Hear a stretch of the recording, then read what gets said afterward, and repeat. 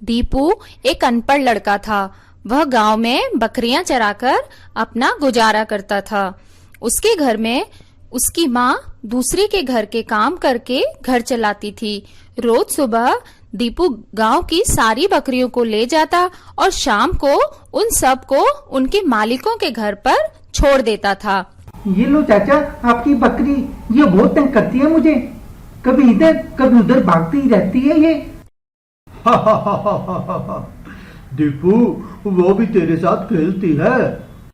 उसी गांव में एक आदमी रहता था। उसका ध्यान हमेशा दीपू की उन बकरियों पर ही रहता था। उसका नाम लल्लन था। किसी दिन मौका मिला तो इसमें से कोई बकरी चुरा लूंगा और उसको दूसरे गांव में बेच आऊंगा, जिससे मुझे पैसे भी मिल जाएंगे। टीपू भी लल्लन के बुरे इरादों से भली भांति परिचित था, इसलिए जब भी बकरियों को चराने जाता था तो इस बात का खास ध्यान रखता था कि लल्लन तो आसपास नहीं घूम रहा।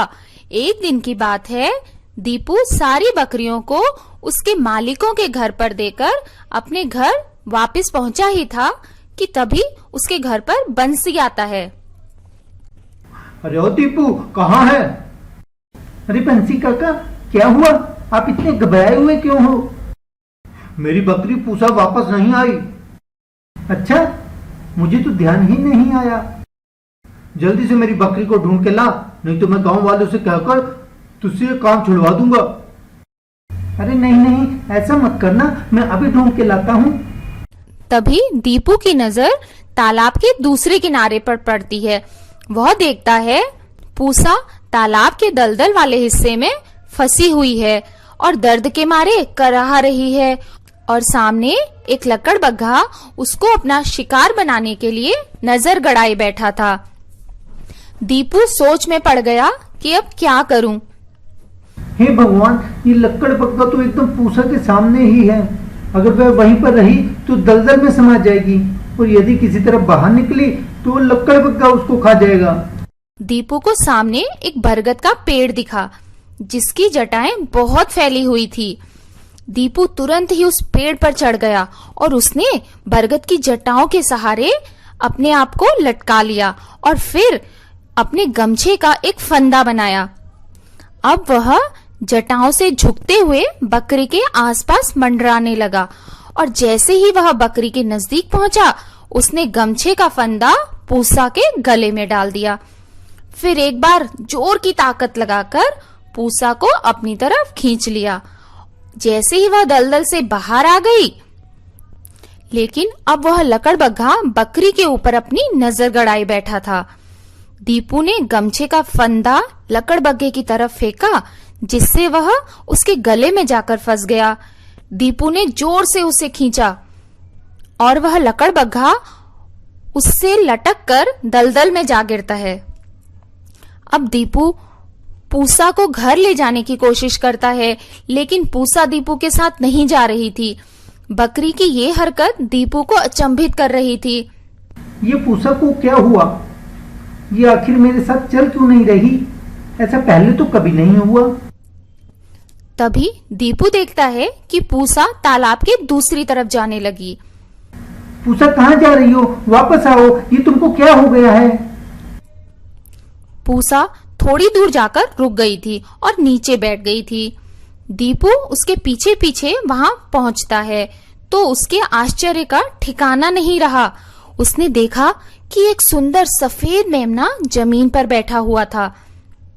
दीपू सारी कहानी समझ चुका था। दीपू ने अपने कुर्ते में उस छोटे से मेमने को समेटा और कंधे पर बकरी, हाथ में मेमना लेकर वह गांव आ गया। अरे ओ बंसी काका, देखो कौन आया है। अरे पूसा, और हाँ, साथ में ये मेमना भी। फिर दीपू ने उसको सारी बात बता दी।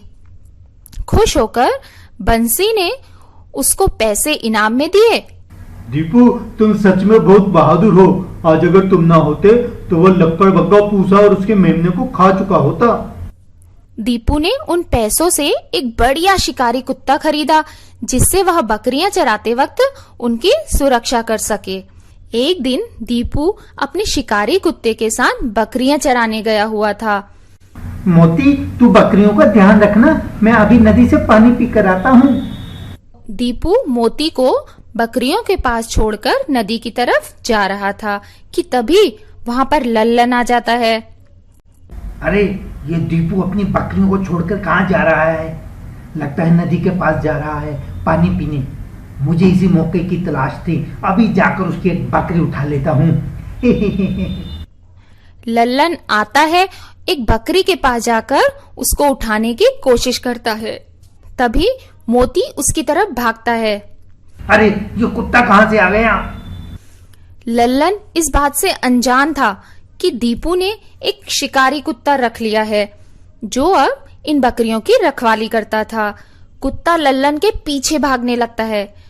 तभी कुत्ते के भौंकने की आवाज सुनकर दीपू भी वहां पर आ जाता है। शाबाश मोती, इसको इस गांव से बाहर ही छोड़ कर आना।